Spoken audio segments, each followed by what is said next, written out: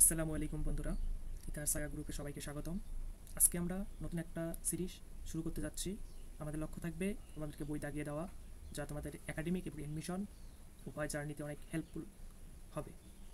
এই আশায় আমরা আজকে সিরিজটি শুরু করি। তার আগে কিছু কথা বলে রাখি, বইগুলো আমরা যারা দাগিয়ে দেবো তারা বর্তমান ভার্সিটি, ইঞ্জিনিয়ারিং এবং মেডিকেল সবগুলো জায়গাতেই প্রায় আছি।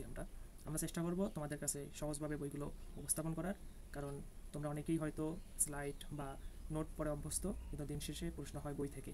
তো বই পড়ার গুরুত্ব আসলে বলে বোঝানো সম্ভব না। বই একটা মেন বুক, অবশ্যই ফলো করবা সবাই।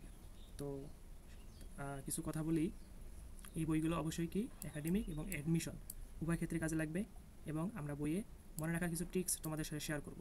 তোমরা বইয়ে লিখে রাখবা, ঠিক আছে? এটা তোমাদের অনেক হেল্প করবে একাডেমিক অ্যাডমিশন উভয় ক্ষেত্রে। শুধু আমরা অ্যাডমিশন বা মেডিকেল স্ট্যান্ডার্ড বা ইঞ্জিনিয়ারিং স্ট্যান্ডার্ড বই দাগিয়ে দিচ্ছি না, আমরা একাডেমিক এবং অ্যাডমিশন উভয় কভার হয়ে যাবে এই বই দাগানো দিয়ে। আশা করি তোমাদের এই ভিডিওটি কাজে লাগবে। চলো শুরু করা যাক।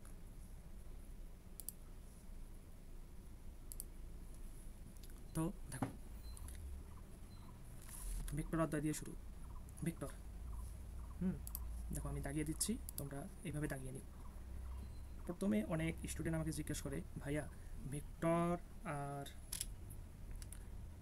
ভেক্টর রাশি আর স্কেলার রাশির মধ্যে পার্থক্য কী? এই কোশ্চেনটা অনেকে করে, ভাইয়া ভেক্টর তো বুঝি না আর স্কেলারটাও ওইরকমভাবে বুঝি না। হ্যাঁ বুঝি, যে মান দিক আছে ভেক্টরের, স্কেলারের শুধু মান আছে। তো তোমাদেরকে বোঝানোর জন্য একটু সংক্ষিপ্তে কিছু কথা বলি। মনে করো, দেখো, মনে করো এটা একটা ইট, ঠিক আছে? এখন এই ইট, মনে করো এটা একটা ইট, ঠিক আছে?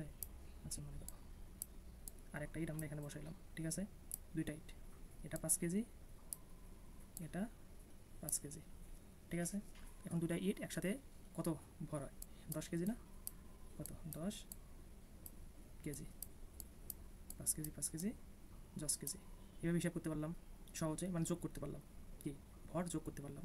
তো শুধু এর মান যোগ করা যায়। দিক এখানে আমরা চিন্তা করছি যে 5 কেজি কোন দিকে আছে, এক্স অক্ষ বরাবর না ওয়াই অক্ষ বরাবর নাকি উত্তর দিকে দক্ষিণ দিকে, এগুলা কিছু ভাবি নাই, কিন্তু আমরা শুধু কী করছি, ভরটা যোগ করছি। এই ভর তাহলে কী হবে? স্কেলার। আর ভেক্টরটা কি বুঝতে চাও? দেখো, মনে করো ইটগুলাকে আমরা এই দিক দিয়ে এফ এফ মনে করো 10 নিউটন বলে টান দিলাম, ঠিক আছে? আর এইদিকে আর একজন তোমার এক ফ্রেন্ড, হ্যাঁ, কত 5 নিউটন বলে টান দিল, 5 নিউটন, ঠিক আছে? তাহলে এখন দেখো, এখন এটা কি মোট বল, তাহলে কি 15 নিউটন কাজ করবে? নিট বল করবে না তো, কারণ দেখো এইদিকে 5 নিউটন বলে তোমার ফ্রেন্ড টানতেছে, তুমি 10 নিউটন, তো এইদিকে বস্তুটি আরও 5 নিউটন বলে অগ্রসর হবে, হবে কি হবে না? হবে। তো কি বুঝলা, যে ভেক্টর দিক ম্যাটার করে, তুমি কোন দিকে বল দিচ্ছ সেটা ম্যাটার করতেছে। কিন্তু স্কেলার যেমন ভর, এটা কোনো দিক ম্যাটার করে না, শুধু যোগ করলে হয়ে যায়, ঠিক আছে? তো স্কেলার এবং ভেক্টরের মধ্যে পার্থক্যটা বুঝছো। আর এই ভেক্টর নিয়ে আজকের এই অধ্যায়টা। আজকে শুধু আমরা বেশি কথা বলবো না, শুধু বই দাগিয়ে দেবো, যেগুলো ইম্পর্টেন্ট এগুলো আমরা তোমাদেরকে ধরিয়ে দিব। হ্যাঁ, উদাহরণ এবং যেগুলো অনুশীলনীতে প্রবলেমস আছে এগুলো আমরা আজকে সলভ করাবো না, নাহলে অনেক বড় লেন্দি হয়ে যাবে ভিডিও। চেষ্টা করবো শুধু থিওরিটিক্যাল পার্টগুলো পড়িয়ে দেওয়ার বা কমপ্লিট করানোর, আর কিছু ট্রিক্স তোমাদের সাথে শেয়ার করার। আচ্ছা, শুরু করি। এই দেখো, তো ভেক্টর না, প্রথমে রাশি কয়ভাবে বিভক্ত করছে? দুইভাবে, একটা হচ্ছে স্কেলার, একটা ভেক্টর। বললাম তো, স্কেলার কি, যেখানে শুধু মান আছে, আর ভেক্টর মান দিক উভয়, একটু বুঝাইলাম, এটাই বলছে। এটা অনেক সময় সংজ্ঞায় আসে, এই জন্য পড়া ভালো এটা এটা, ঠিক আছে? একাডেমিকের জন্য সংজ্ঞা মুখস্থ করা ভালো, মুখস্থ না মানে বুঝে বুঝে মুখস্থ করা ভালো। তারপর দেখো, ভেক্টর ওই সেম সংজ্ঞা দিচ্ছে শুধু, তাই ভেক্টরের মান এবং অভিমুখ আছে, ঠিক আছে? দুই বা ততোধিক সমজাতীয় ভেক্টর যোগ করা যায়। এখন সমজাতীয় বলতে কি, মনে করো এদিকে 5 নিউটন বল দিছো, একটু উদাহরণটার মতন 5 নিউটন বল দিছো, ঠিক আছে? আর এইদিকে 10 জুল কাজ করছো, 10 জুল, ঠিক আছে? এটা 5 নিউটন, এটা বল, এটা কাজ। সমজাতীয় হইলো না, এটা যোগ করা যাবে? যাবে না, ঠিক আছে? ভেক্টর যোগ হবে না, অবশ্যই সমজাতীয় হইতে হবে। এখানে 5 নিউটন, এখানেও যেহেতু 10 নিউটন হইতো, মানে শুধু বলে কাজ করতো, তাহলে ভেক্টরগুলো যোগ করা যাবে, ঠিক আছে? বিভিন্ন প্রকৃতির হলে যোগ করা যাবে না, এটাই বলছে। এরপর দেখো, যে বলছে দুই বা ততোধিক ভেক্টর যোগ করলে যে ভেক্টর পাওয়া যায় তা প্রথমোক্ত ভেক্টর দুটি সম্মিলিত ক্রিয়ার ফলাফলের সমান হবে। এটা বুঝছো? এগুলো শুধু দেখার, এগুলো তো ইম্পর্টেন্ট না, মানে এগুলো বোঝা যায় দেখলে। যেমন ভেক্টরগুলো গুণফল দুটি ভেক্টরের ভেক্টর গুণফল একটি ভেক্টর রাশি, একটু পর ভেক্টর গুণফল সম্পর্কে জানবা, স্কেলার গুণফল সম্পর্কে একটু পর জানবা, ডট গুণফল বলে, এটা ক্রস গুণফল বলে, এগুলো তুমি জানবা একটু পর। মানে জানার কথা, তোমরা তো একবার অবশ্যই পড়ছো ভেক্টর অধ্যায়টা, তারপর তো তোমরা বই দেখতে আসবা, তাই তো? তো তারপর দেখো বলছে, একটা ভেক্টর রাশি এবং ভেক্টরের মানের অনুপাত ভেক্টরটির দিক নির্দেশ করে, এখানেও ভেক্টর নির্দেশ করে, ভেক্টরের দিক নির্দেশ করে, বুঝছো এটা? ভেক্টর সংযোজন এবং বন্টন সূত্র মেনে চলে। সংযোজন এবং বন্টন সূত্রটা একটু পর দেখতে পারবো। সংযোজন মানে এ প্লাস বি প্লাস সি না, সংযোজন সূত্র হচ্ছে এই দুটো যোগ করতে পারো, এই দুটো প্রথমে যোগ করতে পারো, এটাই বলছে সংযোজন। এবং বন্টন, বন্টন সূত্র পরে গুণ আকারে থাকে না, এইভাবে এইভাবে বন্টন করা যায়, A B plus B C, ওইটাই বন্টন সূত্র। ঠিক আছে, একটু পরে ক্লিয়ার হবে ভালো করে। ঠিক আছে, ভেক্টর রাশিকে উপাংশে বিভক্ত করা যায়। ভেক্টর রাশিকে উপাংশে বিভক্ত করা যায়, এটা তো জানো তোমরা। একটা ভেক্টর মনে করো, এইভাবে একটা ভেক্টর আছে, তখন আমরা একটা এক্স অক্ষ নিব, একটা ওয়াই অক্ষ। ঠিক আছে, এটা একটা উপাংশ নিতে পারি এক্স অক্ষে, আর একটা ওয়াই অক্ষে একটা উপাংশ নিতে পারি, এটা। আর এটা হচ্ছে উপাংশ, এক্স অক্ষে উপাংশ, মানে উপাংশে ভাগ করা যায়, তোমরা জানো এগুলো। তারপর দেখো, এখন ভেক্টরকে দুইভাবে প্রকাশ করা যায়, একটা অক্ষর দ্বারা আর একটা সরলরেখা দ্বারা। এখন অক্ষর দ্বারা আবার তিন ভাগে প্রকাশ করা যায়। দেখো, এইভাবে প্রকাশ করা যায়, এইভাবে প্রকাশ করা যায়, এইভাবে প্রকাশ করলাম না, প্রকাশ করার পর এর মানটা এইভাবে প্রকাশ করা যায়, এ দ্বারা প্রকাশ করা যায় শুধু হলো। তারপর দেখো, এই এর একটা ভেক্টর লেখার পর এভাবে নিচে একটা ডাক দিলে ভেক্টর প্রকাশ করা যায়, এভাবে প্রকাশ করা যায়, এইভাবে শুধু প্রকাশ করা যায়, এইভাবে প্রকাশ করা যায়, দেখে নিলে হয়ে যাবে। ঠিক আছে, এখানে একটা ইম্পর্টেন্ট কথা আছে, দেখো ভেক্টরের কী থাকবে, মান এবং দিক থাকবে। দেখো তড়িৎ প্রবাহ, মানও আছে দিকও আছে, কিন্তু তারপর ওটা স্কেলার রাশি। কেন স্কেলার রাশি? দেখো তুমি একটা কথা বলি, তড়িৎ প্রবাহ মনে করো দাঁড়াও বলি কেন ভেক্টর আছে। তড়িৎ প্রবাহ আমরা যখন বের করি, শ্রেণী থেকে সমান্তরাল না, এখানে আই গেছে, এখানে আই কারেন্ট গেছে, টোটাল কারেন্ট আমরা কীভাবে বের করি বলো তো? দুইটা কারেন্ট যোগ করি না, যোগ করি না, এটা আই ওয়ান, এটা আই টু যোগ হয়, তাহলে আমরা টোটাল আইটা কীভাবে, দুটো কারেন্ট যোগ করে যেটা হবে, তাই টোটাল আই এদিকে যাবে, এটা সার্কিট। ঠিক আছে না, সার্কিট অনুযায়ী যাবে, ঠিক তো? এভাবে বের করি না। দেখো তড়িৎ কিন্তু আমরা বীজগণিতিকভাবে যোগ করতেছি, কোনো দিক বিবেচনা করা লাগতেছে না। দেখো আই ওয়ান আই টু বীজগণিতিক যোগ করতেছি না। হ্যাঁ, তাহলে কি এটা ভেক্টর হইলো? ভেক্টর হবে তখনই মানও থাকতে হবে, দিকও থাকতে হবে। অবশ্যই বীজগণিতিক নিয়ম, বীজগণিতিকভাবে যোগ করা যাবে না, ভেক্টরভাবে যোগ করা লাগবে। ঠিক আছে, কিন্তু আমরা কীভাবে যোগ করলাম? বীজগণিতিকভাবে। একটু আগে দেখলাম না, বললাম না কীভাবে যোগ করছিলাম, বীজগণিতিকভাবে না, ওটা ভেক্টর ফর্মে যোগ করছিলাম, মানে এইদিকে হয়ে গেল। আচ্ছা হোক, বলছিলাম তো। তারপর দেখো এদিকে আসো, ভেক্টর প্রকাশ। এখানে কয়েকটা রাশি আছে, বল কীভাবে প্রকাশ করা হয়, F equal to M. M কি ভেক্টর রাশি না? এম তো একটু বললাম না, ভর কি স্কেলার রাশি, আর এফ এম আছে ভেক্টর রাশি। এভাবে প্রকাশ করে, এটা রাশি উপরে চিহ্ন দিয়ে ভেক্টর বোঝায়, আর এই ভেক্টর যে এটা বোঝাইলো। ঠিক আছে, তারপর দেখো টর্ক সেম। টর্কের ক্ষেত্রে একটা কথা বলি, টর্ক বা ঘূর্ণায়ন বল, যেখানে ঘূর্ণায়ন কথাটা থাকবে সেখানে আর কথাটা আসে, আর দ্বারা ঘূর্ণায়। দেখো আর বল তো এমনি না, আর ঘূর্ণায়নের ক্ষেত্রে বল, যেটা ঘূর্ণায়নের ক্ষেত্রে যে বল কাজ করে তাকে টর্ক বলে। ঠিক আছে, ওটা কই আর দিয়ে গুণ করলে চলে আসে, কারণ ঘূর্ণায়ন জন্য একটা ব্যাসার্ধ প্রয়োজন হয়, এই জন্য আর একটা বাড়তি গুণাকারে হয়। মনে রাখবে ক্রস গুণফল, শুধু একটা ব্যতিক্রম আছে, সেটা হচ্ছে ক্রস গুণফল আর শেষে। এটা কখন? কৌণিক বেগ নির্ণয়ের ক্ষেত্রে। কীভাবে আসে? আমরা জানি S equal to R theta, T দ্বারা যদি উভয়পক্ষকে কী করি, ভাগ করে দিই, তাহলে কী হবে? V equal to R omega. Omega কেন? থিটা বাই টি, এটা কৌণিক দূরত্ব, আর টি দিয়ে ভাগ করলে কি ওমেগা পাওয়া যায়, কৌণিক বেগ। ঠিক আছে, এখান থেকে এই ফর্মুলাটা আসে। আমরা সাধারণভাবে এটা জানি আর ওমেগা, বাট কথা হইলো যে আর কি ক্রস গুণফলে পরে থাকবে। এটা কেন ইম্পর্টেন্ট? তখন এ ক্রস বি লিখি না, এ ক্রস বি, এটা তো ম্যাট্রিক্সে পড়ার কথা। এ ক্রস বি লিখি, যেমন এইভাবে আমরা লিখি না, I cap, J cap, K cap থাকে। ঠিক আছে, এ প্রথম, সামনে যেটা থাকবে সেখানে এখানে বসবে, আর বি শেষে এখানে যেটা থাকবে পরের লাইনে বসবে। এই যে প্রথমের লাইনে, এটা যদি শেষের লাইনে উল্টাপাল্টা করো তাহলে অ্যান্সার কিন্তু আলাদা আসবে। এই জন্য কোনটা সামনে কোনটা পেছনে আসে এটা ইম্পর্টেন্ট, এটা যেন ভুল না হয়। ঠিক আছে, শুধুমাত্র কৌণিক বেগের ক্ষেত্রে আর কি শেষে গুণ হবে, ক্রস গুণফল শেষে। আর বাকি দেখো টর্ক বলো, তারপরে কৌণিক ভরবেগ বলো, আর প্রথমে থাকবে। ঠিক আছে, ডান ডান ডান ডান। তারপর তলে বেশি কিছু বলবো না, এটা মনে রাখবা, শুধু একটা তল হয়, তলে তুমি শোবার পর দেখবা উপরের দিকে দেখলে যেদিকে চোখ যাবে ওইটা হবে তলের দিকটা বুঝে ইম্পর্টেন্ট তলের। ঠিক আছে, যেমন এখানে এই উপর দিকে দেখা যাচ্ছে, এটা হবে তলের দিক। শেষ, তল শেষ। এখন কথা হলো বিশেষ কয়েকটা ভেক্টর, এই ভেক্টরগুলোর সংজ্ঞাও ইম্পর্টেন্ট, আর এগুলো থেকে কোশ্চেন হয়, একাডেমিক অনেক প্রচুর কোশ্চেন হয়। তো এগুলো তোমরা জানো, একটা ভেক্টর এবং ভেক্টরের মান দ্বারা ভাগ করলে একক ভেক্টর সাধারণত এইভাবে প্রকাশ করা হয়, ছোট হাতের অক্ষর, মাথায় একটা ক্যাপ করে। ঠিক আছে, একক ভেক্টর সঠিক ভেক্টর, শূন্য হয় না, মান শূন্য হবে না, তাহলে হবে সঠিক ভেক্টর। হইলো লাল বা শূন্য ভেক্টর তো এগুলো জানো, অবশ্যই শূন্য হইতে হবে। একটা শূন্য ভেক্টর কখন পাওয়া যায় বলো তো? কখন পাওয়া যায়? দেখো এইদিকে আমাকে 5 নিউটন বল দিলাম, 5 নিউটন, একটা বস্তু মনে করি এখানে আছে, এদিকেও 5 নিউটন বল দিলাম, তাই এদিকে লব্ধি বল শূন্য না? শূন্য, এখানে শূন্য ভেক্টর দ্বারা প্রকাশ হয়, শূন্য ভেক্টর দ্বারা প্রকাশ করা হয়। ঠিক আছে, ভেক্টর দ্বারা শূন্য নাই, শূন্য ভেক্টর আছে। ঠিক আছে, তারপর আসো, তারপর এই দেখো শূন্য লাল ভেক্টরের গুরুত্বটা কি এটা তো বুঝতে হবে। এই দেখো দুটো সমান ভেক্টর, এটাকে দেখাইলাম না, দুটো সমান ভেক্টর, এর বিয়োগফল যখন বিয়োগ করবো আমরা, তখন কী হবে? শূন্য ভেক্টর পাওয়া যাবে। শূন্য ভেক্টর এই জন্য প্রয়োজন যে আমরা প্রকাশ করতে পারতেছি বিয়োগফলটা, যে একটা শূন্য ভেক্টর পাওয়া যায়। ঠিক আছে, তার ভেক্টর দ্বয়ের গুণফল প্রকাশ করার জন্য শূন্য ভেক্টর প্রয়োজন। যে সমান্তরাল ভেক্টর, সেই সমান্তরাল ভেক্টর এরকম না, সমান্তরাল ভেক্টর আমাকে এই দিক দিয়ে সমান্তরাল ভেক্টর এর ক্রস গুণফল আর কি এ বি সাইন থিটা না, এটা বাংলে এ cross B, A B sine theta, sign 0 তো অবশ্যই 0। ঠিক আছে, এটা কিন্তু ইম্পর্টেন্ট আছে, যখন ক্রস গুণফলের প্রয়োগগুলো পড়বা তখন এটা বুঝতে পারবো। আর কোনো একটা বস্তু যখন সমবেগে চলে, কোনো একটা বস্তু যখন সমবেগে চলে তখন কি ত্বরণ থাকে? ত্বরণ শূন্য ভেক্টর তখন বলা যাবে। ঠিক আছে, সমান ভেক্টর অবশ্যই সমান হইতে হবে, এ বি বি সি সমান ভেক্টর। আর যখন দিকও একদিকে কিন্তু সমান ভেক্টর হবে, আর বিপরীত ভেক্টর কি সমান হইতে হবে, কিন্তু কথা হইলো দিক উল্টা হবে, বিপরীত ভেক্টর। সংখ্যা অবশ্যই লাগবে, সংখ্যা দেখানো আছে, মুস্ত করে নিবা, একাডেমিকের জন্য অবশ্যই লাগবে, ইম্পর্টেন্ট এগুলো। আর অবস্থান ভেক্টর প্রসঙ্গ করার মতো, প্রসঙ্গটা সবসময় মূলবিন্দু হতে পারে, অন্য জায়গায় হতে পারে। যেমন এখান থেকে এখানে একটা ভেক্টর আছে, মনে করো এই ভেক্টরটা, এটা একটা কি অবস্থান ভেক্টর বোঝাবে, এটা একটা অবস্থান ভেক্টর।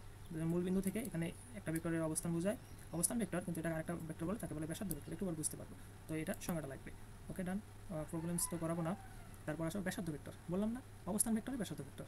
কখন ব্যাসার্ধ ভেক্টর হবে? যখন মূলবিন্দু থেকে দূরত্বটা হবে, কি মূলবিন্দু থেকে যখন দূরত্বটা হবে তখন হয়ে যাবে ব্যাসার্ধ ভেক্টর। ডান। আর আয়ত ভেক্টর কি? আমরা কয়টা অক্ষ করি? এক্স ওয়াই জেড না, এই দেখো এক্স অক্ষ, ওয়াই অক্ষ, জেড অক্ষ, ঠিক না?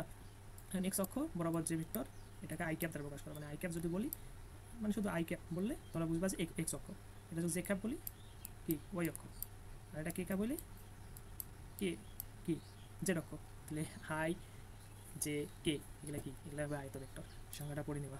ঠিক আছে, এটা কিন্তু আসে পরীক্ষায়, very very important, very very important.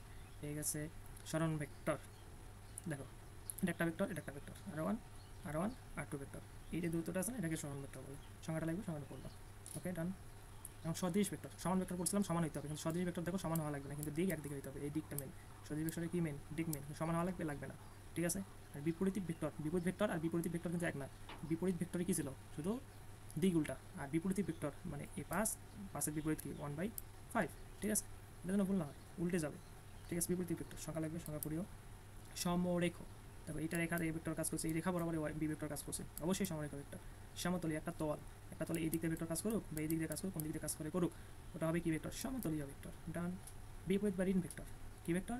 বিপরীত বা ঋণ ভেক্টর। এই দেখো সমান ভেক্টর, দিক আলাদা হয়ে গেল বিপরীত ভেক্টর, ঠিক না? আরেকটা হচ্ছে সমভেক্টর, এরকম হইতে হবে কিন্তু দিকটা এইদিকে হইলে সমভেক্টর হয়ে যেত। বুঝছো পার্থক্যটা? এইটুকুই। আর পোলার ভেক্টর, অক্ষীয় ভেক্টর বুঝো? একটু বুঝি, বেশি না, অল্প টাইম নেব।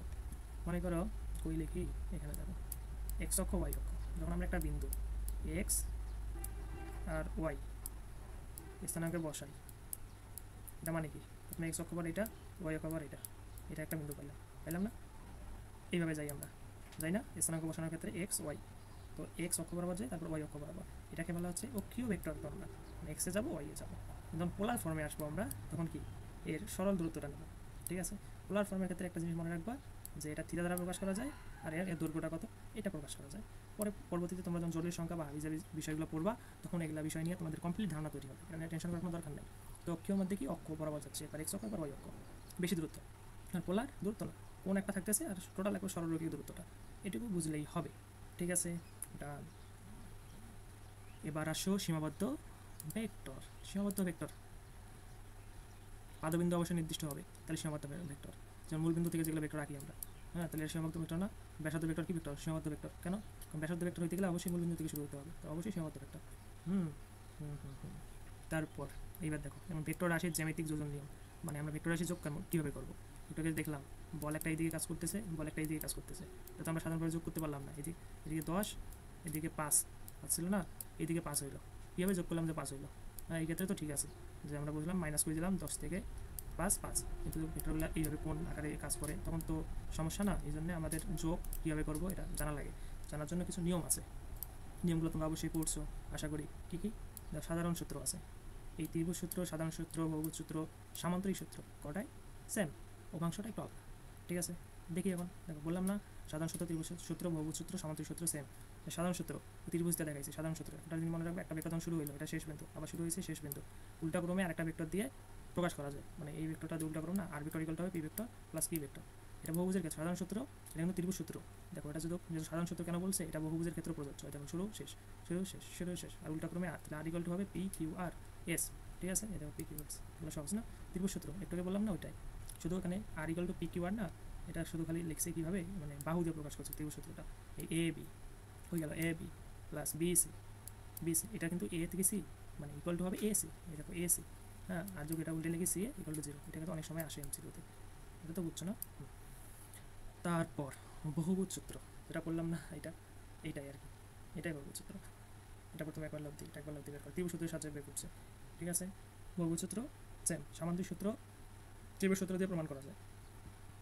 যাই হোক, সামান্তরিক সূত্রের ক্ষেত্রে তোমরা তো জানো, একটা পি ভেক্টর এইদিকে, একটা কিউ ভেক্টর এইদিকে, আর মানে লব্ধি দিয়ে কাজ করবে। এক্ষেত্রে লব্ধি আমরা কীভাবে নির্ণয় করি? R equal to P square root over P square plus Q square plus 2pq cos alpha বের করি। এটা লাগবে, দিকের এই ট্যান থিটা লাগবে। এটা আমরা কীভাবে মনে রাখি বলতো? পি যার সাথে অ্যাঙ্গেল শেষ থাকবে সিঙ্গেল। দেখো পির সাথে অ্যাঙ্গেল, তাই পি থাকবে সিঙ্গেল। দেখো এটা দেখলে বুঝতে পারবা। দেখো পির সাথে একটা অ্যাঙ্গেল আছে না, কোণ আছে, এই থিটাটা বের করবো, এই কোণের পরিমাণটা বের করবো। যেহেতু পি এর সাথে কোণ, পি এর সাথে কিছু বলবে না, উপরে Q sine alpha plus divided by P plus Q cos alpha. দেখো ট্যান, যেহেতু tan equal to sine by cos মনে রাখা যায়। আর পি কেন একা থাকবে? কারণ পির সাথে আমরা অ্যাঙ্গেলটা হিসাব করতেছি, তা তোমরা জানো, ঠিক আছে। তারপর দেখি, তারপর এগুলো তো বুঝো। দেখো এগুলো একটু বলে দিই। এই রেখা আর একটা রেখা যদি মধ্যবর্তী কোণ 180 ডিগ্রি হয়, তাহলে বিপরীত দিকে ক্রিয়া করতেছে। কোন দিকে? বিপরীত দিকে ক্রিয়া করতেছে, এটাই বলছে এখানে। তারপরে 0 ডিগ্রি হলে একই দিকে ক্রিয়া করবে। কোণ আছে, কোনো কোণ নাই, ঠিক আছে, মানে একই দিকে ক্রিয়া করতেছে। তারপরে বলছে এটা ইম্পর্টেন্ট, কোনটা? এটা ইম্পর্টেন্ট। তো কোণ 120 ডিগ্রি হয়, তাহলে ভেক্টরের লব্ধি প্রত্যেক ভেক্টরের মানের সমান। এটা বুঝাই। দেখো এটা মনে করি 5 নিউটন বল, এটা মনে করো 5 নিউটন বল 120 ডিগ্রি কোণে ক্রিয়া করতেছে, তাহলে লব্ধি কত হবে? 5 নিউটন। কী পরিমাণে প্রশ্ন আসে এখান থেকে তোমরা ধারণা করতে পারবে না, তো এটা ভুলিও না কখনো। ডান, ভেরি ইম্পর্টেন্ট। ওকে, তারপর এই দেখো এটা 120 ডিগ্রি হলে প্রত্যেকটি মান সমান কীভাবে হয়, এটা প্রমাণটা দেখে নিবা। একটু জানতে ইচ্ছুক দেখে নিবা, সময় নষ্ট করতেছিলাম মানে। কয়েকটি ক্ষেত্র নিয়ে আলোচনা করছি। কি? যখন 0 ডিগ্রি হবে তখন কী হবে? দেখো এটা বলি একটু। মনে করো দুটি ভেক্টর এদিকে এফ বল, আর একটা মনে করো, আরও একটা মনে করো F2 বল। এটা F1 F2 বলও এইদিকে কাজ করতেছে, তাহলে কি 0 ডিগ্রি না? দেখো দুইজনে মনে করো তোমার ফ্রেন্ড এটা এখানে 10 নিউটনে টানতেছে, তুমি 5 নিউটনে, তাহলে লব্ধি বল একদিকে টানতেছো, তার মানে 15 নিউটন টোটাল কাজ করবে লব্ধি 0 দিকে থাকলে। আর যদি মনে করো তুমি 10 নিউটন আর তোমার ফ্রেন্ড এইদিকে 5 নিউটন, তাহলে লব্ধি কি 5 নিউটন তোমার দিকে কাজ করবে, ঠিক আছে। এগুলো আর কি বিশেষ ক্ষেত্রে আলোচনা করছে। 0 ডিগ্রি হলে কী হবে এগুলো একটু দেখে নিবা শুধু। আর 90 ডিগ্রি হলে কী হবে, এইটা অনেক সময় শর্টকাট হিসেবে মনে রাখতে বলবো, সহজ না অনেক, ঠিক না। আর ইকুয়াল টু হবে, আর tan theta equal to Q by P. ঠিক আছে। দেখো যখন একটা বল এইদিকে তুমিও টানতেছো, তোমার বন্ধু এদিকে টানতেছে, তখন সর্বোচ্চ লব্ধি কখন? সর্বোচ্চ C equal to A plus B, দুইটা বল যোগ হবে। যখন সর্বনিম্ন কখন হবে? যখন তুমি এদিকে টানতেছো, তোমার বন্ধু এদিকে টানতেছে, ঠিক আছে। ডান। দুটো ভেক্টর যদি সমান হয়, তুমি যদি 5 নিউটনে টানো, তোমার বন্ধু 5 নিউটনে বিপরীত ক্রমে টানতেছে, তাহলে অবশ্যই লব্ধি 0 হবে, ঠিক আছে। ওকে, আরেকটা জিনিস মনে রাখবা, দুটি সমান ভেক্টরের লব্ধি ভেক্টর দুইটির মধ্যবর্তী কোণকে সমদ্বিখণ্ডিত করে। বুঝো নাই? দেখো এটা একটা 5 নিউটন, এটা 5 নিউটন, ঠিক আছে। এটা যদি 100 ধরো, কত 100 ডিগ্রি ধরো, কত ডিগ্রি? 100 ডিগ্রি। এখানে 5 নিউটন, এখানে 5 নিউটন, সমান বল, তাহলে অবশ্যই এই কোণগুলাকে সমদ্বিখণ্ডিত করবে। মানে কি? এটা 50 ডিগ্রি হবে, এটা কত ডিগ্রি হবে? 50 ডিগ্রি হবে, ঠিক আছে। এটাই বলছে এখানে, এটা এমনি মনে রাখবা, কারণ অনেক সময় ম্যাথ করার ক্ষেত্রে কাজে লাগে। তারপর দেখো এই সম্পর্কটাও লাগবে, এটা মনে রাখা যায়। দেখো অতিভুজ স্কোয়ার ইকুয়াল টু ভূমি স্কোয়ার প্লাস লম্ব স্কোয়ার না, তাহলে এই সম্পর্ক দেওয়া থাকলে কোণটার মান হবে 90 ডিগ্রি। এমসিকিউর জন্য মনে রাখার জন্য শুধু বললাম, এগুলো ম্যাথ প্রবলেমস লাগবে না। তারপর দেখি,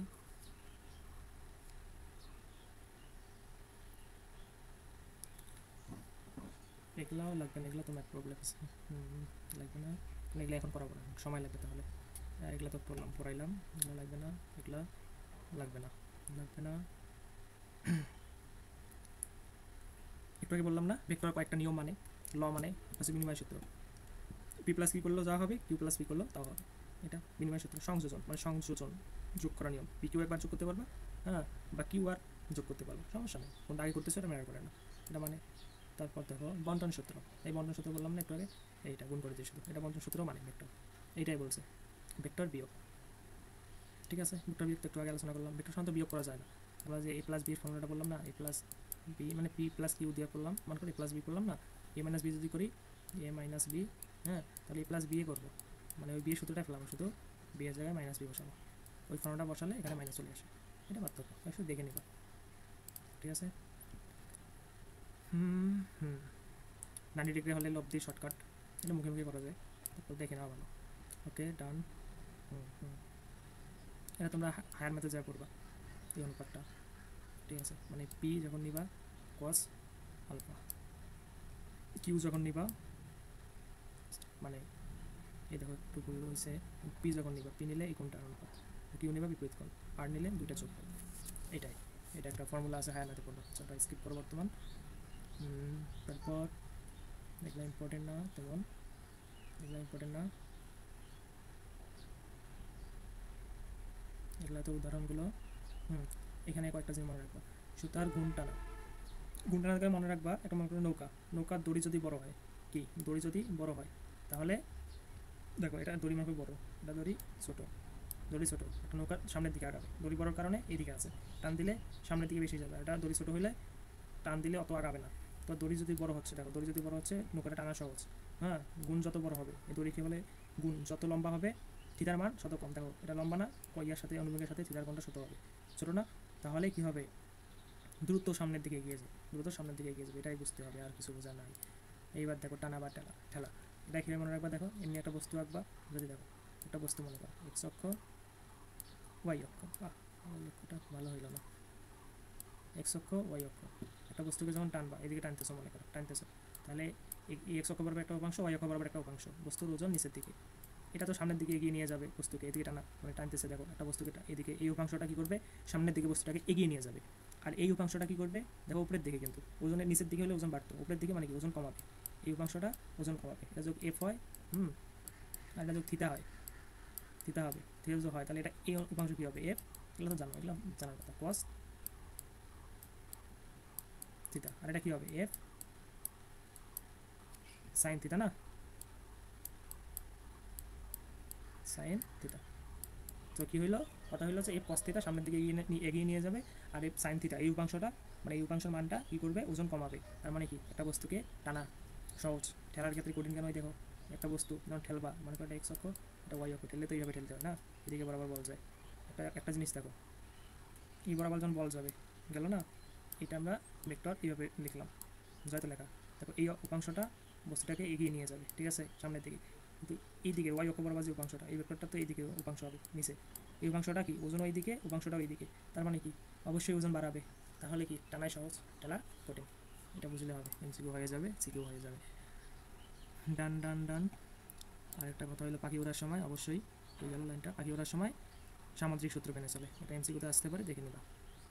ওকে, আর কথা হলো যখন তোমার দৌড়াবা, একটা মনে করো তুমি দৌড়াচ্ছ, বৃষ্টি হচ্ছে, বৃষ্টি কি উলম্বভাবে পড়বে, বৃষ্টি এভাবে উলম্বভাবে পড়তে থাকে না, এখন তুমি দৌড়াবা, তোমার বেগ যদি বেশি হয় তাহলে তুমি সামনের অংশ ভিজবে, এটা মনে রাখলে হয়ে যায়। যেমন দৌড় যদি তোমার ধীরে দৌড়াও, তাহলে কী হবে, পেছনের অংশ ভিজবে, ঠিক আছে না, পেছনের অংশ কখন ভিজবে, তোমরা দৌড়াচ্ছ, বৃষ্টিও উলম্বভাবে পড়তেছে, ঠিক আছে, এবং বাতাসের বেগ অনেক বেশি, তোমার চেয়েও বাতাসের বেগ বেশি, তাহলে তোমার পেছনের অংশ ভিজবে, আর তুমি দৌড়াচ্ছ, বাতাস তোমার বিপরীত দিকে আসতেছে এবং তুমি দৌড়াচ্ছ, এবং দৌড় তোমার অনেক বাতাসে অনেক জোরে দৌড়াচ্ছ, মানে বেগ তোমার বেশি, তোমার সামনের অংশ ভিজবে, এটুকু বুঝলে হবে। মানে তুমি যদি দূরে দৌড়াও তাহলে কি সামনের অংশ ভিজবে। ডান ডান। এ দেখো এভাবে ভেক্টর না, এইভাবে লেখা যায়, এভাবে ভেক্টর, এটা ভেক্টর ফর্ম, ভেক্টর এভাবে প্রকাশ করে, আর ভেক্টরের মান এইভাবে নির্ণয় করে, জানো তোমরা, দেখে রাখবে শুধু। তারপর দেখো ভেক্টর ফর্মে লব্ধির ফর্মুলাটা কীরকম হতে পারে একবার দেখে রাখা ভালো। ঠিক আছে, এই বিয়োগ ফলে কীরকম হতে পারে, ওই আর কি, সহজ আছে, দেখবা শুধু, ম্যাথ করাবো না। তারপর বললাম না ভেক্টরকে মানে গুণফল দুইভাবে করা যায়, একটা তো ডট গুণফল, ওটা হবে স্কেলার, আর একটা হচ্ছে ক্রস গুণফল বা একটা ভেক্টর গুণক, ঠিক আছে। দেখো যা বলতেছিলাম, ভেক্টর গুণফল দুইভাবে প্রকাশ করা যায়, একটা হচ্ছে ডট গুণফল আর একটা হচ্ছে ক্রস গুণফল। ডট গুণফল মনে রাখা কীভাবে যায়, ডট গুণফল, ডট, দেখো ডট দিয়ে কস লেখা যায়, সূত্রে কি আসবে, এ বি কস থিটা, ঠিক আছে। আর ক্রস গুণফল তাহলে বাকি সাইন থিটা, এই সাইন থিটা কসতে অনেকে ঝামেলা লাগে, এই জন্য এটা মনে রাখার জন্য ফিক্স বললাম যে ডট, ডট দিয়ে কি লিখতে পারি, কস লিখতে পারি, ডট গুণফলে কস থিটার সাথে সম্পর্ক, ঠিক আছে। এক্ষেত্রে দেখো cos থিটার মান যদি 0 হয় তাহলে এটা এবি সর্বোচ্চ মান, সেরকম কিছু একটা পাওয়া যাচ্ছে না। বাট দেখো cos থিটার মান যখন 90 ডিগ্রি হয় তাহলে এটার মান 0, তার মানে কি দুইটা ভেক্টর যখন লম্ব হবে তখন এবি cos থিটা মানে এবি ডট গুণফলের দরকার হবে। দেখো ডট গুণফলের বৈশিষ্ট্যগুলো দেখলে তোমরা ক্লিয়ার হবে, এটা এই ফর্মুলার সাথে মিলিয়ে মিলিয়ে পড়লে মনে থাকবে। 0 ডিগ্রি, যেহেতু 0 ডিগ্রি হয় তাহলে কি সমান্তরাল হবে, ঠিক আছে। দেখো cos 0 ডিগ্রি পিকিউ কখন হবে, পিকিউ দুটো ভেক্টর গুণফল পিকিউ এর সমান, যখন ভেক্টর দুটো পরস্পরের সমান্তরাল হবে, ঠিক আছে। আরেকটা কথা হইলো যখন থিটা 90 ডিগ্রি হবে তখন 0, মানে ভেক্টর দুটো পরস্পর লম্ব, যেটা বললাম একটু আগে। 90 ডিগ্রি হলে কি হয়, ঠিক আছে? সো 180 ডিগ্রি হয়। 180 ডিগ্রি মানে কি? এইভাবে আছে। এটা এইদিকে। তার মানে কি? অবশ্যই সমান্তরাল হবে, কিন্তু বিপরীতমুখী। ঠিক আছে? তারপর এখানে বলছে যে আ স্কেলার রাশিগুলো সম্পর্কে কয়েকটা উদাহরণ দিছে। যেমন স্থির শক্তি, বৈদ্যুতিক বিভব, এগুলা ভেক্টর রাশির স্কেলার গুণের উদাহরণ। মানে যেমন দেখো কাজ। এটা একটা শক্তি না? শক্তি Fs, দুইটাই কিন্তু S এর সরণও হচ্ছে ভেক্টর, F বলও হচ্ছে ভেক্টর। দুটার গুণফলের ফলে কাজ, এটা কিন্তু স্কেলার। এটাই বলছে এখানে। আর কিছু না, তেমন কিছু না। দেখো, এখানে বলছে যে স্কেলার গুণের নিয়ম, হ্যাঁ? স্কেলার গুণের কিছু কিছু নিয়ম আছে। নিয়মগুলো এখানে আলোচনা করছি। I dot I, J dot J, K dot K গুণ করলে 1 হয়। কিভাবে হয়? ফর্মুলাটা বললাম না? cos গুণফলের ফর্মুলা কি? A into B, A, A এর মান B এর মান ইনটু cos থিটা, cos থিটার মান। দেখো I এর যদি শুধু মান হিসেবে ইয়া করি, এটা একক ভেক্টর না? মান 1। একক ভেক্টরের মান 1, 1 1, cos 0 ডিগ্রির মান 1। তো দেখো 1 এ আসবে। এজন্য এটা এইভাবে আসে। ঠিক আছে? I j এগুলা এভাবে গুণ করলে পাবা I j মানে একটা x অক্ষ, একটা y অক্ষ। তো কি 90 ডিগ্রি না? cos 90 ডিগ্রির মান কত? 0। এই জন্য দেখো 0। এগুলো সহজ, দেখলে বুঝবা। তারপর আসি তোমাদের স্কেলার গুণফলের কয়েকটি ধর্ম। স্কেলার গুণফল, ডট গুণফল। কোন গুণফল? এটা হবে স্কেলার গুণফল মানে ডট গুণফল। হুম? এখন স্কেলার গুণফলের কয়েকটি ধর্ম আছে। a ডট ডেট, a স্কয়ার, cos থিটা, মানে a ডট a একটা ভেক্টর মানে সমরেখ ভেক্টর, এইভাবে। মানে কি? দেখো তাহলে cos 0 ডিগ্রির মান 1, তাহলে a গুণ করলে a স্কয়ার হবে। তো এটা তো বুঝতে পারবা, এটা সহজ আছে। এগুলা দেখো, এগুলা সবগুলা ইম্পর্টেন্ট। তোমরা একটু দেখে নিবা শুধু, এগুলো সহজ। এই ফর্মুলা থেকে এটা আসে। তারপরে 0 ডিগ্রি হলে যে কোণ 90 ডিগ্রি হয়, এটা ওখান থেকেই আসে। তারপর i j গুণ করলে যে 1 হয়, এগুলো একটু আগে বললাম। হ্যাঁ, তারপর উপাংশ ভাঙা যায় এইভাবে। এগুলো সবই সহজ। ঠিক আছে? আর এগুলা ম্যাথ তো করাবো না। ম্যাথ পরের কোনো ক্লাসে হয়তো ডিটেইলসে বলবো। তারপর আসো এদিক। হ্যাঁ, এইবার ভেক্টর গুণন বা ক্রস গুণন। কি গুণন? ক্রস গুণফল। এটা কি? ক্রস গুণফল। ক্রস গুণফল মানে কি? সাইন আছে কিন্তু ফর্মুলা নাই। সাইন না? সাইন। ঠিক আছে? হুম। সাইন গুণফল, এটা একটা নিয়ম আছে। অবশ্যই ক্রস গুণফল, ভেক্টর গুণফল, দিক আছে। এখন দিকটা কিভাবে আমরা নির্ণয় করব? হ্যাঁ, এই দিক নির্ণয় করি আমরা ডানহাতি স্ক্রু নিয়মের সাহায্যে। ডানহাতি স্ক্রু নিয়ম কি সেটা বলতেছি। এটা পি ভেক্টর, এটা কিউ ভেক্টর। ঠিক আছে? ক্রস গুণফল মানে কি? একটা দিক থাকবে। ডট গুণফলে কোনো দিক থাকে না। ঠিক আছে? ডট গুণফল, ডট স্কলার গুণফল। আর ক্রস গুণফল আছে ভেক্টর গুণন, নামের মধ্যেই আছে। অবশ্যই একটা দিক থাকবে। এখন কথা হইলো, আমরা যে ফর্মুলা পড়লাম, কই পড়লাম? এটাও পি কিউ সাইন আলফা। হ্যাঁ, এখন দিকটা কোনটা বোঝায়? এইটা আরেকটা যোগ হয়, এটা যারা দিক বোঝায় শুধু। ঠিক আছে? দিক বোঝায়। দিক নির্ণয়ের কিছু ট্রিক্স আছে। মানে দিক আমরা কিভাবে নির্ণয় করবো সেক্ষেত্রে একটা নিয়ম আছে। ডান হাতে স্ক্রু নিয়ম। দেখি পি ভেক্টর এটা, কি ভেক্টর এটা, ডান হাতটা এখানে বসাবো। হ্যাঁ, বসানোর পর আঙ্গুল এদিকে ঘুরাবা। ঠিক আছে? মানে শর্টকাট কোন দিকে যায়, আর উপরে থাম যেটা আছে, থাম দেখো উপরের দিকে যাচ্ছে। হ্যাঁ, এই কারণে এটা তাহলে দিক হবে তলের উল্লম্ব বরাবর। এবার দেখো, এবার যদি আমরা কিউ গুণন পি করি, একদম পি গুণন পি কিউ করছিলাম, একটু আগে বললাম কিন্তু গুণনের ক্ষেত্রে পি কিউ এর স্থান কিন্তু ম্যাটার করে। এটা ছিল পি গুণন কিউ। ঠিক আছে? এবার করলাম আমাকে কিউ গুণন পি। মনে করো কিউ গুণন পি, তার মানে এই দিক দিয়ে হাত এখানে বসাচ্ছি, ডান হাত এদিক দিয়ে ঘুরালে দেখো থাম নিচের দিকে থাকে, এইদিকে তাহলে। ঠিক আছে? দিক হবে। দিক আমরা এইভাবে নির্ণয় করতে পারি। তারপর আসো, এই যে আমরা ক্রস গুণফল করলাম না, ভেক্টর গুণফল, ক্রস গুণফল, যেমন পি গুণন কি, আসলে এগুলা ক্ষেত্রফল নির্ণয় করা যায়। যেমন মনে করো সমান্তরিক, এটা পি, এটা কিউ ভেক্টর। ঠিক আছে? এটা ক্ষেত্রফল যদি নির্ণয় করতে চাই, একটা ফর্মুলা আছে কি? পি ডট কিউ এর মানটা দেখো, এটা মডুলাস মানে মানটাই হবে কি? আমাদের সমান্তরিকের ক্ষেত্রফল। সমান্তরিকের যদি মনে করো এই কর্ণ একটা ভেক্টর দেওয়া থাকতো, এই কর্ণ একটা ভেক্টর দেওয়া থাকতো, তাহলে তোমার ফর্মুলাটা হয়তো এরকম, হাফ ওই ক্রস গুণফলের মান। ঠিক আছে? ত্রিভুজ, এটা ত্রিভুজের যদি এ বি বা মানে ভেক্টর দেওয়া থাকতো, তাহলে এর ক্ষেত্রফল হতো এটা। ঠিক আছে? দেখার জিনিস। আর ক্রস গুণফল নির্ণয়ের ক্ষেত্রে এগুলাকে শর্টকাট ট্রিক্সের মধ্যে মনে রাখা যায়। দেখো, আই ইন্টু আই, অবশ্যই সাইন আর এর মান কত? 0 হবে, এগুলো তো বুঝতে পারছি। তারপর এগুলা গুণফলও বুঝতে পারবে, অত কঠিন না। এটা কিভাবে হইলো? দেখো, একটা বুঝাই। কে জে, এটা মনে রাখবা, আই জে কে, এবার লিখে নিবা। তবে ঘড়ির কাঁটার বিপরীত দিকে হিসাব করার জন্য দেখো, কে আই, কে আই, দুইটা গুণফলে ঘড়ির কাঁটার বিপরীত দিকে ঠিক থাকলে জে হবে, শুধু জে। আচ্ছা দেখো, এটা হইতো আই কে ঘড়ি কাঁটার দিকে, তাহলে মাইনাস কে হতো। ঠিক আছে? এটুকু বুঝলে হবে। এটা দিয়া এগুলো সবগুলো গুণফল ইজিলি করা যায়। এখন ভেক্টর গুণফলে একদম ক্লোজ গুণ, ডট গুণফলের ধর্ম দেখলাম, আর ভেক্টর গুণফলের ধর্ম। দেখো, ভেক্টর গুণফল ধর্ম কি? একটা গুণফল দুবার নিলে ভেক্টর গুণফল শূন্য হয়, এটা তো বুঝছো। তো সহজ ছিল। এটা দেখো, আমরা এতক্ষণ কি পড়ছিলাম? ডট গুণফলে এ ডট বি করো, বা বি ডট এ করো, কোনো ম্যাটার করে না। কিন্তু ক্রস গুণফলে দেখো ম্যাটার করে, বি নিলে এখানে একটা মাইনাস চলে আসবে। কারণ কি? ভেক্টর গুণফলে দিক আছে, এ এর অবস্থান চেঞ্জ করা গেলে মাইনাস সামনে চলে আসে, এটা লক্ষণীয়। তারপর লম্ব হলে কি হবে? এটা তো বললাম, এই গুণফলটা একটু করে বললাম, এই নিয়ম অনুসারে এগুলা। তারপর স্থানাঙ্ক এটা পারবা। আর একটা আছে কথা, 3টা ভেক্টর, দেখো এটা 3টা, এদিকে একটা ভেক্টর, এদিকে একটা ভেক্টর, এদিকে একটা ভেক্টর। সমতলীয়, একই তলে আছে। শর্ত কি?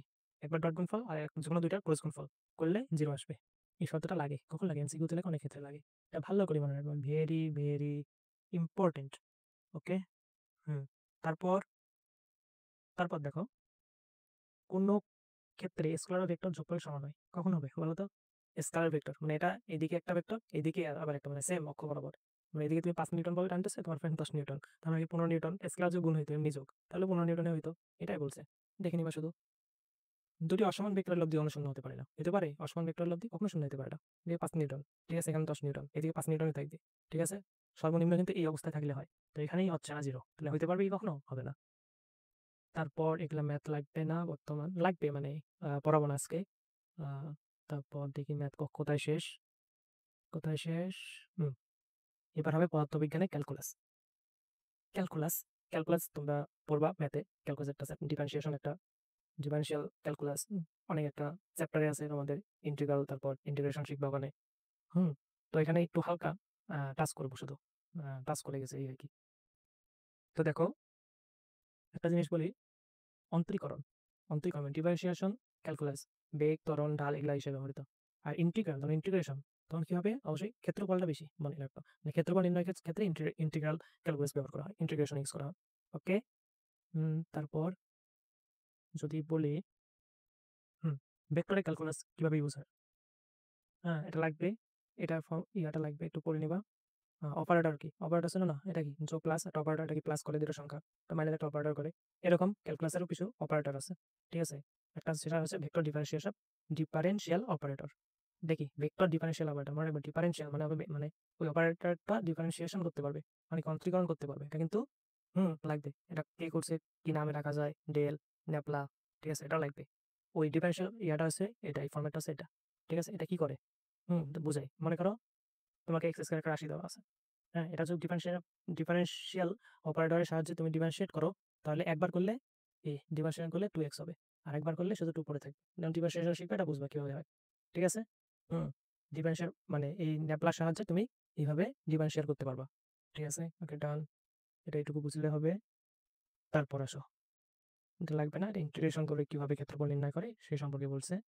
হুম তারপর ওই বললাম না ফর্মুলাটা কই থেকে আসে, ওই এক পাওয়ার একটা করে কমতে থাকে একবার ডিফারেন্সিয়েশন করলে, একবার করে পাওয়ার কমতে থাকে। তারপরে কিছু ম্যাথ প্রবলেমস দেওয়া আছে, যেগুলো অত বেশি ইম্পর্টেন্ট না। দেখো, সূচীকরণ, সমকলন, ক্ষেত্রফল কিভাবে নির্ণয় করে? মনে করে এটা একটা সমীকরণ, ঠিক আছে। সমীকরণ আমরা এই ক্ষেত্রফলটা নির্ণয় করব, তাহলে ইন্টিগ্রেশন করার সময় এখান থেকে এখান পর্যন্ত আমরা এই সম্পূর্ণটা ক্ষেত্রফল নির্ণয় করি। হ্যাঁ, এটা ইন্টিগ্রেশনের চ্যাপ্টারে ভালো করে বুঝতে পারবা। দেন ওগুলো আবার কথা হলো যে স্কেলার ক্ষেত্র, ভেক্টর ক্ষেত্র আছে। ভেক্টর অপারেটরের ব্যবহারে, হ্যাঁ, গ্রেডিয়েন্ট যখন আমরা শিখবো, 3টা গ্রেডিয়েন্ট, তারপর কাল আছে, তারপর একটা আছে। 3টা শিখবো, সেক্ষেত্রে আমাদের কয়েকটা ধারণা ক্লিয়ার রাখতে হয়। তারপর আছে স্কেলার ক্ষেত্র আর কিছু ভেক্টর ক্ষেত্র, এগুলো সম্পর্কে জানো, স্কেলার ক্ষেত্র আর ভেক্টর ক্ষেত্র এগুলো জানো। হুম তারপর এখন গ্রেডিয়েন্ট কি মনে রাখবা। গ্রেডিয়েন্ট, গার্ডিয়ান শোনাচ্ছে না? গার্ডিয়ান মানে কি? অভিভাবক না? কি গার্ডিয়ান মানে কি? অভিভাবক না? অভিভাবকের কাজ কি? অভিভাবকের কাজ কি? হুম অভিভাবকের কাজ হলো, তুমি যদি দিশা না থাকে, তোমার যদি দিক না থাকে, তোমার দিক দেখানো না, পথ প্রদর্শন করে না। তো মনে রাখবা, গার্ডিয়ান গার্ডিয়ানের কাজ হচ্ছে কোনো স্কেলার রাশি কি, মানে কোনো দিক নাই, ওকে ভেক্টর রাশিতে পরিণত করে, কি রাশিতে পরিণত করে? ভেক্টর রাশিতে পরিণত করে। গার্ডিয়ানের কাজ কি? সবসময় দিক দেখানো, ঠিক আছে, মনে থাকবে, এটা ভুল হওয়ার কথা না। তো কিছু কথা বলছে, এগুলো পরে নেবা, যেটা বললাম ওটার সাথে মিলাবা। গার্ডিয়ান কি? অভিভাবক, ঠিক আছে, এর সাথে মিলাইলে তোমরা এগুলা সবকিছু মনে থাকবে। ওকে। তারপর ম্যাথ লাগবে না। ডাইভারজেন্স, এখন ডাইভারজেন্স, এখন নামে ডাইভার্ট, শুনছো না? মানে কি? তোমাকে ডাইভার্ট করে দেয়, হ্যাঁ। মনে করো তোমার দিক ছিল, তোমার কিছু ফ্রেন্ড তোমাকে ডাইভার্ট করেছে খারাপ পথে, তাই ডাইভার্ট মানে হচ্ছে তোমাকে ডাইভার্ট করে দিল, পৃথক করে দিল। অর্থাৎ ডাইভার্ট এই অর্থটা বোঝায় যে কোনো ভেক্টর ভেক্টর ফর্মকে তুমি ডাইভার্ট করে একবার মানে কি করবা, ওর দিক একবার নষ্ট করে দিবা, তাকে অদিক বানাবা, মানে কি স্কয়ার রাশি বানাবা। দেখো, দেখো, এই নেবলা অপারেটরের সাহায্যে একটা ভেক্টরের দিক ছিল, যখন ডট গুণফল হয়, ডাইভারজেন্স মানে হচ্ছে ডট গুণফল, তখন কি হয়ে যায়? একটি স্কেলার রাশি পাওয়া যায়, ঠিক আছে। সংজ্ঞা পড়বা, লাগবে তোমাদের। হুম এখন কথা হইলো, দেখ, ডাইভারজেন্সের কিছু স্টেপ আছে। এটা হলো, প্রথমে মনে করো পানি, পানি কল্পনা করো, অনেক জায়গা থেকে পানি আসতেছে, ঠিক আছে, অনেক জায়গা থেকে পানি আসতেছে, আসার পর কিছু সময় সমান্তরালে গেল, হ্যাঁ গেল, গেছে। তারপর পানি বিচ্ছিন্নভাবে চলে যাবে আবার। এটা কল্পনা করো। এখানে এই জায়গায় তোমার নেগেটিভ কি ডাইভারজেন্স নেগেটিভ, এখানে 0, এখানে পজিটিভ, এখানে কি পজিটিভ। এখন দেখো তুমি মনে রাখা আছে নেগেটিভ, দেখো পানিগুলো বাইরে থেকে আসতেছে, আসে এক জায়গায় কেন্দ্রীভূত হচ্ছে, মানে ঘনত্ব কি বাড়তেছে। দেখো এখানে চিত্রই ঘনত্ব বাড়তেছে, এটা কি ঘনত্ব বাড়বে। এটাকে বলা হয় এই আদর্শ দশা কি, মানে যখন সমান্তরালে থাকতেছে পানিগুলা। এটা ডাইভারজেন্স 0, মানে কি এই অবস্থানকে বলা হয় সলিনয়েড, কি সলিনয়েড। আর যখন বিচ্ছিন্নভাবে চলে যাচ্ছে এই অবস্থানকে বলবে কি বলবে ঘনত্ব কি কমতেছে না, পানি এখানে বেশি ছিল, পানিগুলো সব চলে যাচ্ছে, ঘনত্ব কমতেছে। মনে থাকি এই সিনারিটা মাথায় ঘুরলে এগুলা কল্পনা করার কোনো বিষয় না। তারপর কার্ল কার্ল দেখো সি আছে, সি মানে কি বলতো ক্রস গুণফল না, এটা কি ডট ছিল, ডাইভারজেন্ট ডট গুণফল। ডট গুণফলে কি হয় স্কেলার রাশি তৈরি হয়, আর ডাইভার্স মানে ভেক্টরকে স্কেলার করে। আর এবার দেখো ক্রস গুণফল কি কই গেল কাল ক্রস গুণফল। তো ক্রস গুণফল কি করবে ভেক্টর থেকে ভেক্টরে, ক্রস গুণফল কি করে ভেক্টর গুণন না, অবশ্যই ভেক্টর ফর্মে থাকবে। এটাই দেখো ক্রস গুণফলের কাল করছে, কাল করে এইভাবে কাল করে ভেক্টর ফর্মে পাবে। ঠিক আছে, কালে তার পর্য আছে অবশ্যই পড়বা। কাল দেখো ক্রস গুণফল, তবে ক্ষেত্রফল কই গেল, ক্ষেত্রফল নির্ণয় হবে এটা দিয়া ইন্টিগ্রাল করে। তারপর দেখো এইটা হতো মনে রাখবা, কোনো ভেক্টর ক্ষেত্রের কালের কালের কি গ্রেডিয়েন্ট 0। এটা ভেরি ভেরি ইম্পর্টেন্ট, মানে কাল করার পর গ্রেডিয়েন্ট করলে 0 আসবে, এটা ম্যাথমেটিক্স বাই প্রমাণ করানো যায়, একটু প্রমাণ দেখাইলাম না, তো মনে রাখবো। ঠিক আছে, তুমি কি করবা যে কোনো ক্ষেত্রে কালে ডাইভারজেন্স করলে 0 আসবে। ঠিক আছে, আর একটা জিনিস, কাল যদি নট ইকুয়াল টু 0 মানে এটা দেখো আগে ইকুয়াল টু 0 হয় তাহলে কি হবে অগুণায়নশীল, মানে 0 উঠতেছে না, অগুণায়নশীল হলে উল্টা হবে সংরক্ষণশীল। ঠিক আছে, উঠতে হবে সংরক্ষণশীল। তাহলে 0 না হয়, যখন 0 না তাহলে কি ঘুরবে, আর ঘুরলে অসংরক্ষণশীল, মানে এটা উল্টা, একটা মনে রাখলে হয়ে যায়। তো তারপর সেরকম না, এটা তো বললাম কি মনে রাখবা। হ্যাঁ, এগুলো দেখবে যে সবাই বাচ্চা আরো, আর নতুন কিছুই নেই। তারপরে দাও কিছু প্রবলেমস দেওয়া, তারপর তারপর নাই কিছু প্রবলেমসই দেওয়া, ঠিক না দেওয়া, এগুলো পারবা না সব, পারবা পারবা না, পারবা সব। এগুলা সংজ্ঞা তো আছে তোমাদের এইচএসসির জন্য ইম্পর্টেন্ট আছে, এর জন্য এইচএসসি জন্য ইম্পর্টেন্স আছে, তোমরা এগুলো পড়ে নিবা। মুখস্থ মতো করে নিবা, বুঝে বুঝে পড়ে মুখস্থ করে পড়াবা, এগুলা পরীক্ষায় আসে। ঠিক আছে, তারপরে এমসিকিউ জেনারেটিক্স তো আছে, এগুলো এখন বুঝবা সবগুলো দেখে নিবা, শুধু একবার দেখলে হয় লাগে। তারপরে বহু নির্বাচনী প্রশ্ন আছে, তারপর তোমাদের সিকিউএন্সি দেওয়া আছে। কথা হইলো তোমাদের চ্যাপ্টার আপাতত শেষ, আশা করি তোমরা মনোযোগ সহকারে ভিডিওটি সম্পূর্ণ দেখেছো। তোমাদেরকে এই জন্য জানাই অসংখ্য ধন্যবাদ। এরকম যদি ভিডিও তোমরা আরো চাও তো অবশ্যই জানাবা কমেন্টে, তাহলে আমি দেওয়ার চেষ্টা করব। আর যদি অনুশীলনীর সলভ বা উদাহরণ সলভ ওগুলোরও ক্লাস চাও তো আমি দেওয়ার চেষ্টা করব। The skies tell no lies, either saga rises with